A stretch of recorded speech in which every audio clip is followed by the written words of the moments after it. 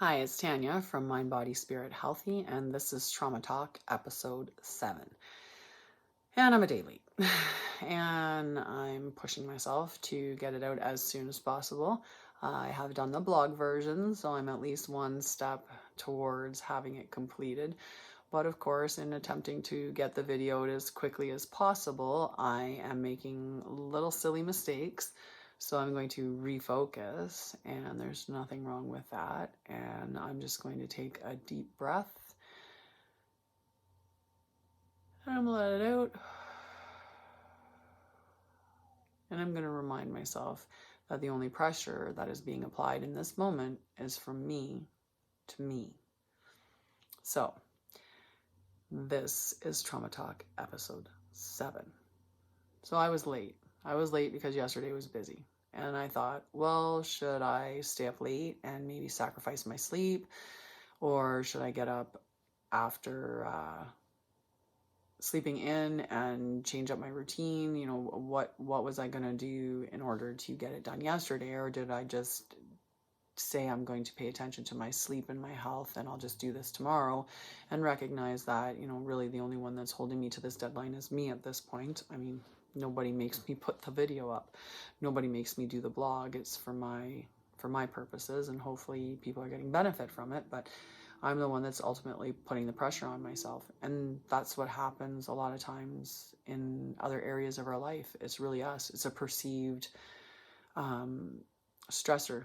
We perceive that somebody expects something from us in a specific way, or, you know, we perceive a pressure is being applied in some area, and we allow that to fall onto our shoulders and stress us out. But oftentimes the stress is just our own internal stress, the stress that we've put on ourselves to meet some expectation we think somebody else has. So, recognizing that it's my own, I'm just going to relax a little bit. So, if I sacrifice my sleep, which nobody should, when you have less sleep, your body's not recovering as well. You do a lot of healing when you're sleeping. You lay down long-term memories when you're sleeping. And anyone that suffered trauma knows how important memories are, because our memories are often disjointed or disorganized. And sometimes even completely blanked out, depending on how severe the trauma is or what your body, brain did in order to protect yourself. I do have a lot of blackness within my memories, where I cannot remember specific events that are fairly significant, and you block them out for a reason, for protection. But anyway, we want to make sure that we're getting enough sleep so that we are laying down those permanent memories, because it can be very difficult if you're thinking about your life and you're looking back and everything seems to have happened at the same time. For me, a lot happened when I was 9. I mean, I'm pretty sure I had the 3 concussions when I was 9, but I don't think that everything happened when I was 9. But when I reflect back, that's the time when I seem to categorize everything as having occurred, was really in that time. But I have no idea what order they occurred in or whether it was correct or not. And most of the memories that someone with trauma has of childhood are often the very bad memories. We don't really carry a lot of good memories with us out of childhood. When we've been exposed to trauma at such a young age, we just don't lay the foundation for memory, because oftentimes you're in a fight or flight mode, or you're in a disassociate mode to protect yourself from further threat or further injury, or, you know, to get some sort of attention. There's the fawning state that they are now categorizing, which is kind of in the same as freeze and flight and fright, but instead of fighting against somebody or flighting and running away, or going into a freeze, you know, the turtle shut down, I'm going to not be seen.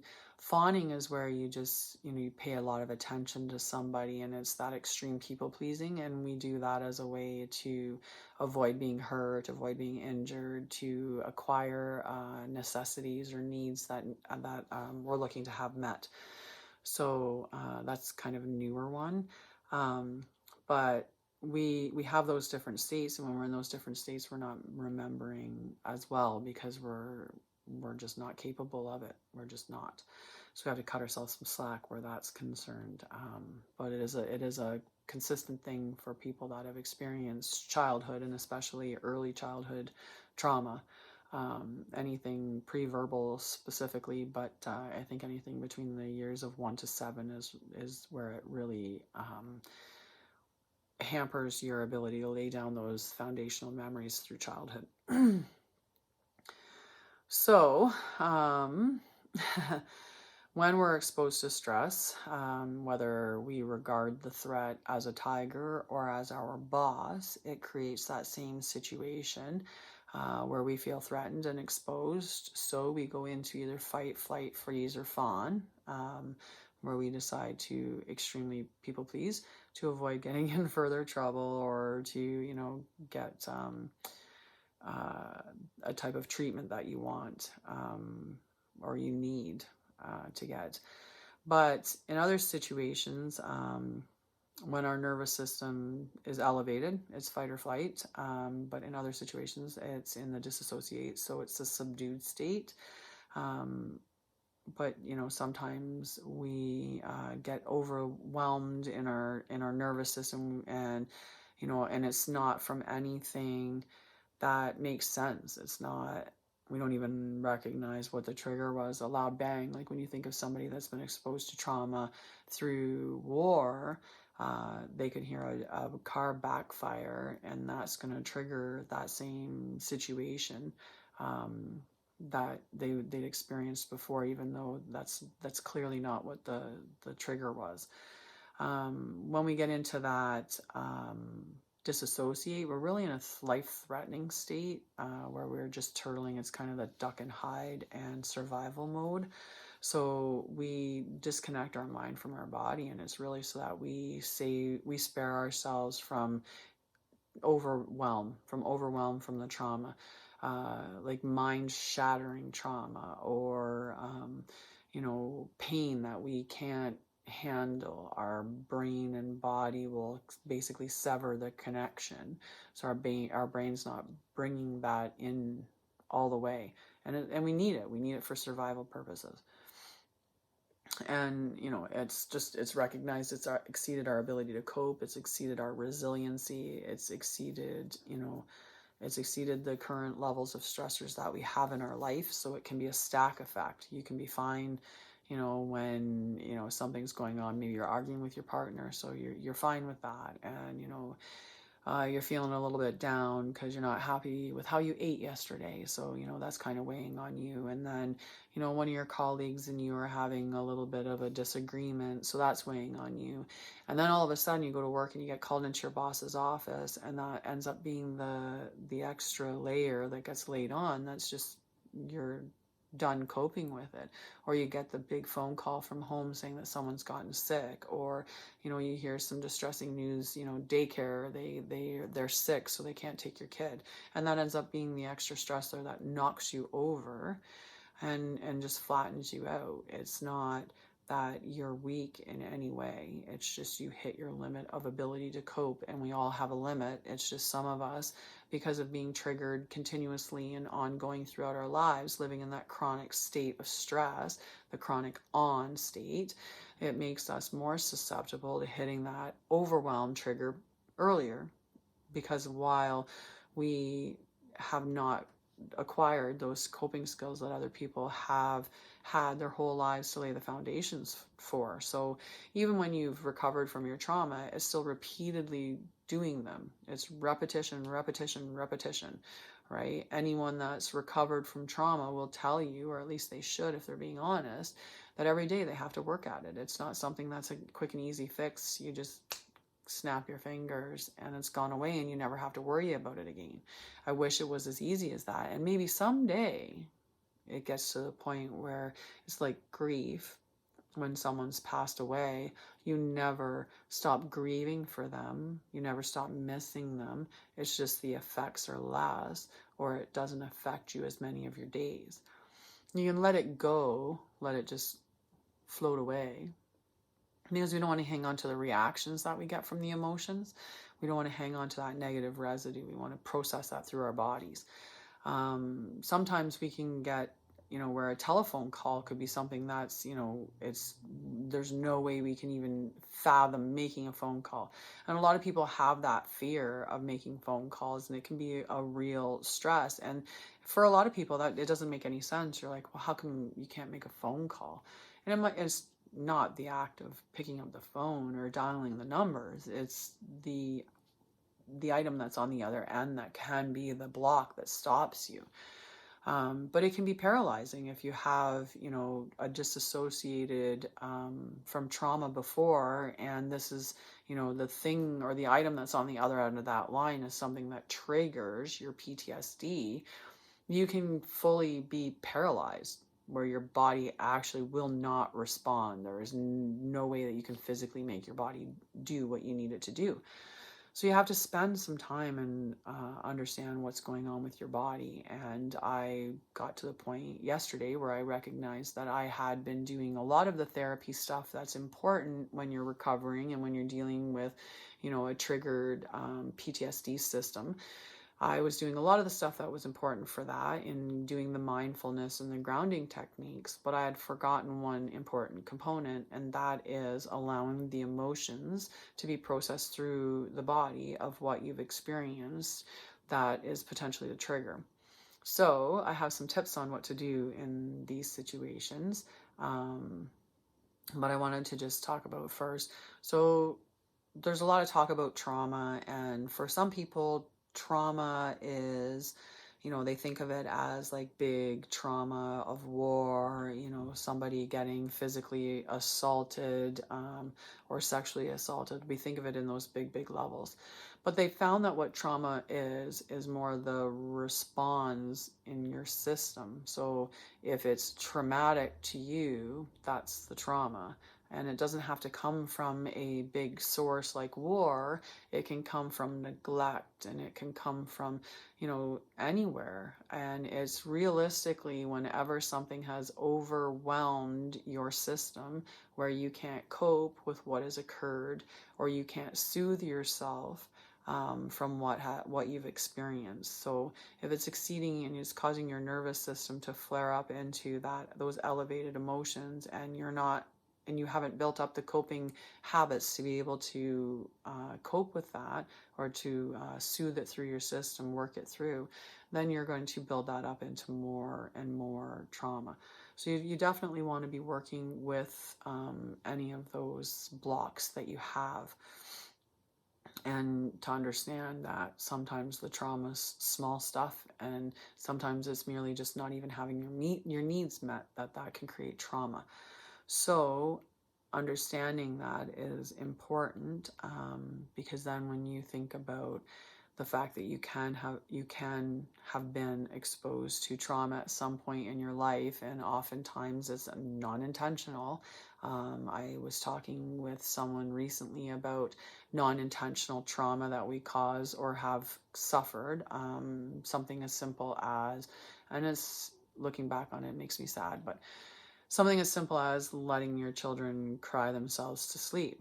That was something that when I had babies was a big thing. It was what people were doing. So I did it to my children, which unconsciously created that trauma within them. Now, I never intentionally would have caused trauma to my children, so it's completely unintentional, but the trauma existed for them anyway, because as babies, they don't have the soothing abilities to handle that. So when they cry and they have a need that's not being met and nobody comes and tends to them, they're abandoned. So that was something that, I had to recognize, but it's like I said, it's unintentional. And some of us have experienced that unintentional trauma. Sometimes we get traumatized at work, and it's not like people show up at work and decide, yep, I'm going to traumatize that person today, or I'm going to cause an issue for them, or I'm going to hurt that person, right? It's just something that sometimes happens. Not taking any responsibility away from anybody. I'm just, for our parents, for ourselves, to be kind, because sometimes it really was unintentional. Sometimes it was definitely intentional, and, that's a fact as well. So there are therapies like EFT, so emotional focused therapy, and that involves tapping. And what it does is it taps along the meridian points, and the thought is that it unsticks trapped energy, basically. But there's also use of tapping on those points when you're trying to change like a solid belief system. So it'd be something that'd be used in like hypnotherapy, for tapping. And there's different ways that it can be done.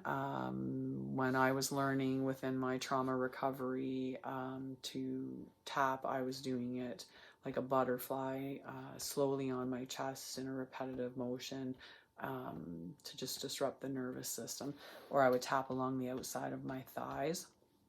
But there are other tapping, where you do tapping on the outside of the hands, and then you tap in between the eyes, on the temple, underneath the, like on the cheek, and then above the lip, on the chin, on the chest, and then on the side. And you just follow that pattern while you're cementing whatever the item is that you want to cement, the new belief. So I am enough is a good one to work through that with every day. But what we want to do is we want to allow the emotion to move through our body, because we don't want to keep it trapped in there. And one way or another, it always finds its way out. It either comes out as illness, or it comes out as eventually just knocking you on your butt and telling you to deal with it, and one way or another. So take the time to just let them process through your body and don't hold on to them. It's okay to be upset. It's okay to be angry. It's okay to be frustrated. It's okay to be ashamed or guilty. It's okay to experience all of those emotions. But we should let them go as well, and get back to feeling the more positive emotions. So for me, in processing my emotions through, there's a couple of things that I like to do, and one of them is journaling or reflection. And I like to do that because it gives me some insight into why did I react a certain way, or why did that affect me in a certain way? Did it trigger something from the past that I need to deal with? Do I have something that's unhealed from back then? And just kind of looking at it from that perspective. It's important when you're doing journaling and reflection that you don't get into a ruminating situation where you're focusing on a negative thoughts, and you get into a negative thought spiral. It's very common with anxiety and depression to keep you into the negativity loop. And those things don't help our mental health for sure.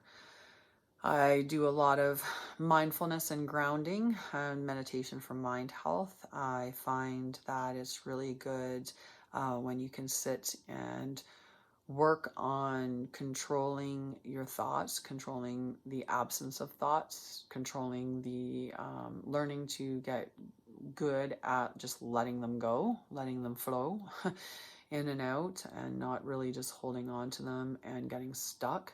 So I'll spend a bunch of time doing that and getting present, and recognizing what I'm feeling and what I'm experiencing and why. I do a lot of singing and art therapy and vibrations, and it really just, it gets me out of my thoughts. I mean, it's hard to think in a very focused fashion while you're singing a song, especially if you're singing, a bunch of different songs, and you're not super, you can't be super familiar with 500 songs all at once to sing them, really well. So if you're processing through a bunch of different songs, you're not able to concentrate on or focus on the negative thought train anyway. The toxic thought spiral that gets brought on by the depression or the anxiety. And it's your coping habits. It's not your personality, right? That's a big distinction, and I'll do more on that in a later video. But I like to do a lot of the activities that they consider to be childlike, but I think they're really more play. So when we do activities where there's no outcome, there's no, you're not doing it because you're going to sell it. You're not doing it because you're making it for somebody else. You're not doing it because you need to be perfect at it. You're just doing it to have fun and enjoy it. Those are the things that we need to do more. Like we need to experience that childlike innocence and just enjoy the simple things and enjoy them without having any weight or expectation or outcome that's required. And the next, I have to, this is the part that I really need to get to, and that's sitting with emotions, and that literally just sitting and experiencing the emotions. So if you're sad and you feel that well up and that choking in the throat, and it's, you're constricted and you feel that bubble of emotion, rather than put the top on and push it back down, just let it go.